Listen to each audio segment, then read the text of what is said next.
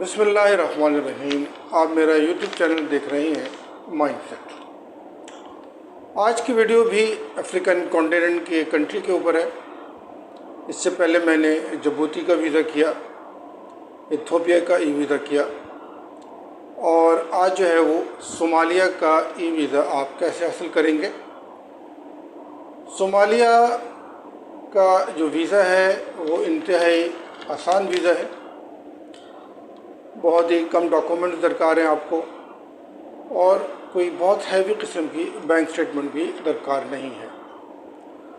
तो अगर तो आपके पास फ्रेश पासपोर्ट है और आप एक अच्छा टूर पैकेज बनाना चाहते हैं तो आप सोमालिया का ई वीज़ा लें। इसके साथ जिबूती बॉर्डर में लगता है, इथियोपिया है और केनिया है। तो ये 3-4 वीज़े आप हासिल अगर कर लेते हैं तो एक अच्छी ट्रैवल हिस्ट्री आप जनरेट कर सकते हैं। सोमालिया का जो वीज़ा फ़ी है उसके 2 हिस्से हैं। एक इनकी प्रोसेसिंग फ़ी है और दूसरी जो है इनकी वीज़ा फ़ी है। प्रोसेसिंग फ़ी आपको फर्स्ट स्टेप में सबमिट करनी है जो कि $15 है और फिर आखिरी स्टेप में आपको $60 पे करनी होगी। 30 डेज़ इसकी वैलिडिटी है। सिंगल एंट्री आप वीज़ा हासिल करेंगे। सोमालिया की जो आबादी है वो 1.5 करोड़ से ऊपर की आबादी है। कैपिटल मोगादिशु है और ज़ुबान अरबिक और सोमाली बोली जाती है। जो करेंसी है वो सोमाली शिलिंग SOS इसका कोड है और $1 में $570 SOS आते हैं।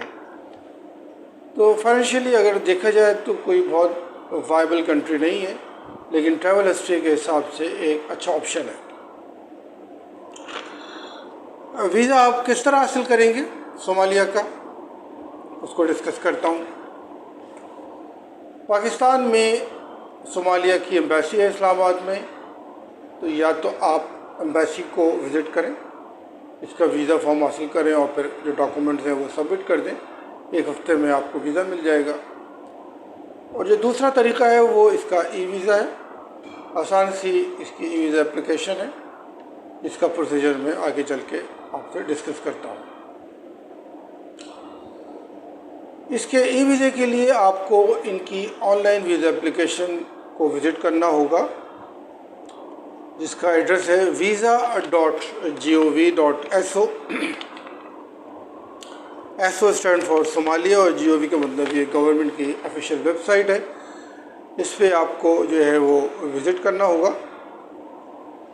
एक अदद ऑनलाइन एप्लीकेशन फॉर्म है, वो आपने सबमिट करना है। उसके साथ कुछ डॉक्यूमेंट्स आपने प्रिपेयर करने हैं और वो डॉक्यूमेंट जो हैं वो आपकी ट्रैवल हिस्ट्री से रिलेटेड है, आपके पासपोर्ट्स की डिटेल है और इसके अलावा कुछ दूसरे डॉक्यूमेंट्स हैं।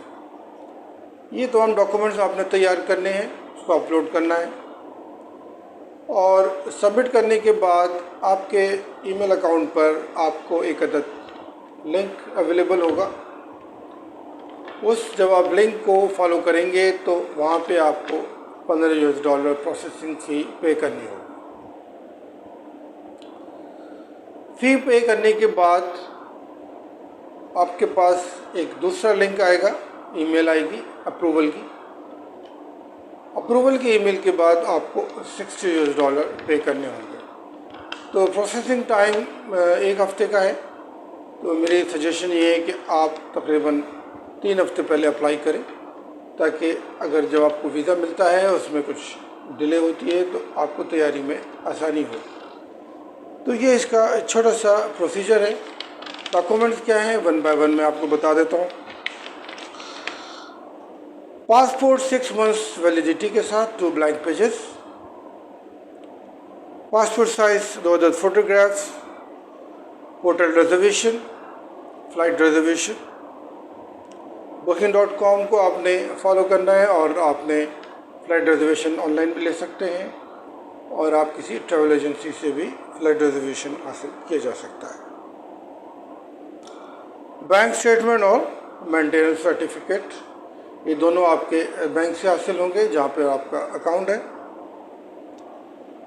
یہ مختصر سے ڈاکومنٹس ہیں جو آپ نے اس کو اپلوڈ کرنے ہیں۔ ان کی PDF یا JPG فارمیٹ میں آپ نے فائل تیار کرنی ہے، اور جب آپ کو ویزا مل جائے گا تو موغادیشو انٹرنیشنل ایئرپورٹ پہ آپ اوریجنل ڈاکومنٹ لے کے جائیں گے، اور اس کے ساتھ $1000 اپنی کیش بھی شو کرنا ہے۔